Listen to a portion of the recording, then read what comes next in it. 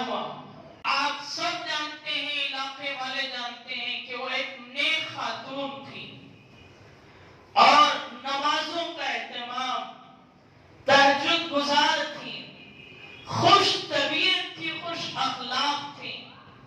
علاقے میں دینداری لانے کے لیے مردوں میں اور خواتین میں بڑی فکر مند رہتی تھی۔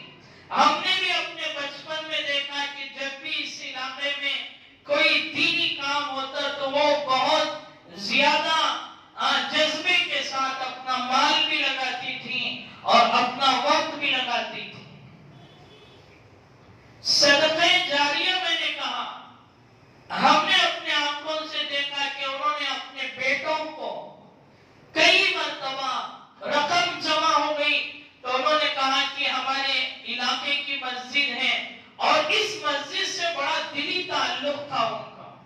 تو وہ اپنے بچوں کے ذریعے مسجد میں پیسہ لگاتی تھی۔ اور ہم مدرسے میں پڑھتے تو پھر مدرسے میں بھی جو ہے پیسہ دیتی اور فلاں چیز کے لیے، غریب جب کوئی آتے ان کے پاس تو خالی ہاتھ نہیں جاتے تھے اور ان کو جو ہے کچھ نہ کچھ وہ اپنے پاس جو کچھ ہوتا تھا دیتی تھی۔ تو یہ وہ خاتون ہے جس کے ذریعے اللہ رب العزت نے اپنے دین کا کام لیا اور انہوں نے لوگوں کے لیے، علاقے والوں کے لیے اور لوگوں میں دین پیدا کرنے کے لیے ایک بہت بڑا کارنامہ انجام دے کر اس دنیا سے رخصت ہوئی۔ اور علم انتفعوا بھی، آج اس خاندان میں کتنے علماء ہیں، حفاظ ہیں، اسی خاتون کی تہجد کی دعائیں ہیں، رات کا اٹھ کر رونا ہے، اللہ کے سامنے گڑ گڑانا ہے، اور اس خاندان میں ان کے بچوں میں جو آپ دینداری دیکھ رہے ہیں وہ اسی خاتون کا نتیجہ ہے کہ جس نے اپنے ذریعے لوگوں کو، اپنے خاندانوں کو، اپنے رشتہ داروں کے اندر علمی بیداری پیدا کی۔ ہم نے دیکھا کہ ان کے گھر میں جب تک وہ یہاں رہی ہفتے واری اجتماع ہوا کرتا تھا، خواتین یہاں پر آتی تھی اور اجتماع میں، اور آج پون گھنٹہ، اور جب ہم کبھی یہاں آ کر رہتے تو اس دن صبح سے ہی تیاری شروع کہ آج اجتماع ہے، آج مذکورات آنے والی ہیں، اپنے گھر کی، رشتہ داروں کی خواتین کو دعوت دیتی کہ آج اجتماع میں شریک ہوں، اور پورے گھر کی صفائی کرتی اور آنے والے مہمانوں کا اکرام و اعزاز کرتی، اور پھر ان لوگوں کے اندر دینی جذبہ جو دعوت و تبلیغ کے ذریعے ہفتے واری اجتماع کے ذریعے پیدا کیا جاتا ہے، جب تک وہ یہاں رہتی ہے تمام کے ساتھ اسے کرتی۔ جب کبھی اپنے بچوں کے گھر چلی جاتی، کسی بیٹی کے یہاں، بیٹے کے یہاں، لیکن اجتماع کا دن آتا تو اس سے ایک دن پہلے کہتی کہ اب مجھے اپنے گھر جانا ہے، کل اجتماع ہے۔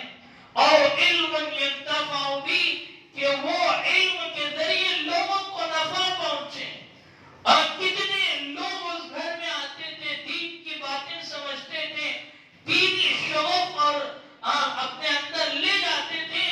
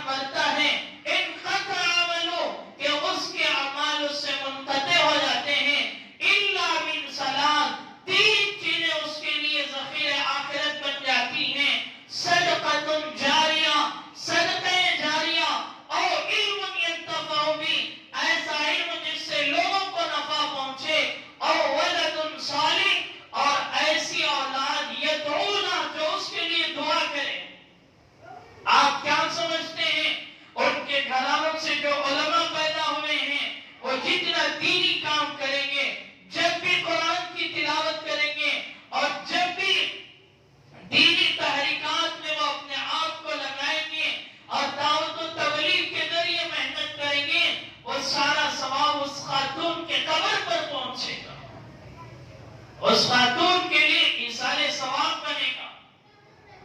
80-85 سال عمر تھی اور تقریباً 3 سال یا 3.5 سال سے وہ بیمار رہی اور اتنی بیماری میں رہی کہ وہ بستر کی ہو گئی. کھانا پینا مشکل تھا. بچے کھلایا کرتے تھے لیکن کبھی زبان پر یہ شکایت نہیں. اے اللہ تو نے میرے ساتھ اس طرح کا معاملہ کیا ہے. لوگوں کی زبانوں میں آ جاتا ہے کہ جب چھوٹی سی تکلیف پہنچتی ہے اللہ ہمیں دنیا سے اٹھا لے، لیکن کبھی ہم نے اپنی نانی صاحبہ سے یہ نہیں سنا کہ انہوں نے اس تکلیف پر اللہ کی شکایت کی ہو اور اللہ کی ناشکری کی ہو. بستر پر وہ تڑپتی رہی، بلکتی رہی، لیکن اس بیماری پر بھی وہ خدا سے راضی تھی، اللہ سے راضی تھی کہ دنیا میں جو تکلیفیں آتی ہیں، پریشانیاں آتی ہیں، وہ تمہارے اعمال کو اور تمہارے درجات کو بلند کرنے کے لیے ہوا کرتی ہیں. حضرت علی رضی اللہ تعالیٰ عنہ سے کسی نے پوچھا کہ مصیبتیں اور پریشانیاں کیوں آتی ہیں؟ حضرت علی رضی اللہ تعالیٰ عنہ نے فرمایا کہ جو جتنی زیادہ مصیبتوں کا شکار ہوتا ہے وہ اللہ کی طرف سے نیک لوگوں پر آزمائش ہوتی ہے، اور اس آزمائش پر جو صبر کرتا ہے اللہ اسے اپنا قرب نصیب فرماتے ہیں، اسے اپنے قریب بندوں میں اسے شامل فرماتے ہیں اور اس کے درجات کو بلند فرماتے ہیں. انبیاء علیہ السلام کی زندگیاں ہمارے سامنے نمونے کے طور پر کافی ہیں. حضرت ابراہیم علیہ السلام، حضرت موسیٰ علیہ السلام، جناب محمد رسول اللہ صلی اللہ علیہ وسلم کی ذات اقدس ہے. کیا کیا پریشانیاں، کیا کیا مصیبتیں، لیکن ان مصیبتوں پر صبر کر کے امت کو یہ پیغام دیا کہ اگر پریشانیاں اور مصیبت کو جھیلو گے اور صبر کرو گے، دنیا میں بھی تمہارا نام ہوگا اور دنیا میں بھی تمہارے نغمے گنوائے جائیں گے اور آخرت میں تو تمہاری کامیابی ہی کامیابی ہے. سیدنا ایوب علیہ السلام جن کی بیماری کا ذکر مشہور ہے، علماء نے احادیث کے ذریعے بیان فرمایا، لیکن اس بیماری پر انہوں نے صبر کیا. کبھی زبان پر کوئی شکایت نہیں آئی. اللہ کو وہ ادا اتنی پسند آئی کہ قرآن کے سنہرے حروف کے ذریعے ایوب علیہ السلام کا صبر ذکر فرمایا کہ اگر تمہیں اپنے اندر بیماریوں اور پریشانیوں میں صبر کرنا اگر سیکھنا چاہتے ہو تو ایوب جیسا صبر اپنے اندر پیدا کرو.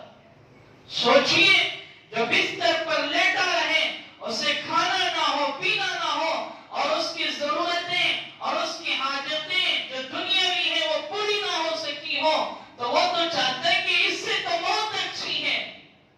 لیکن پھر بھی وہ اس پر صبر کر جائے اور استقامت کے ساتھ وہ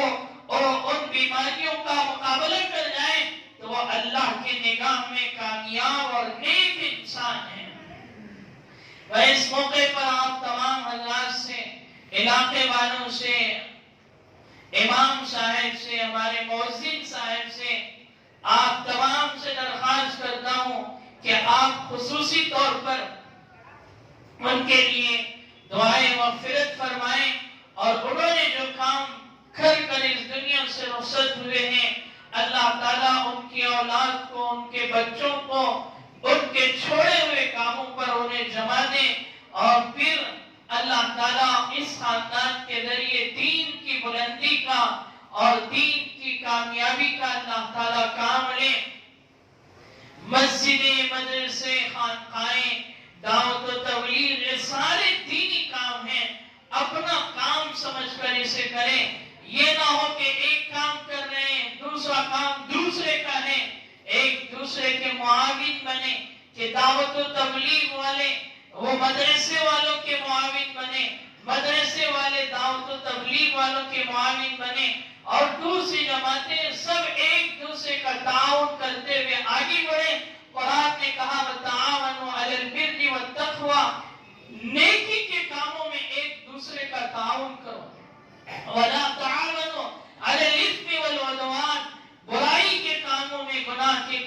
میں ایک دوسرے کا تعاون مت کرو،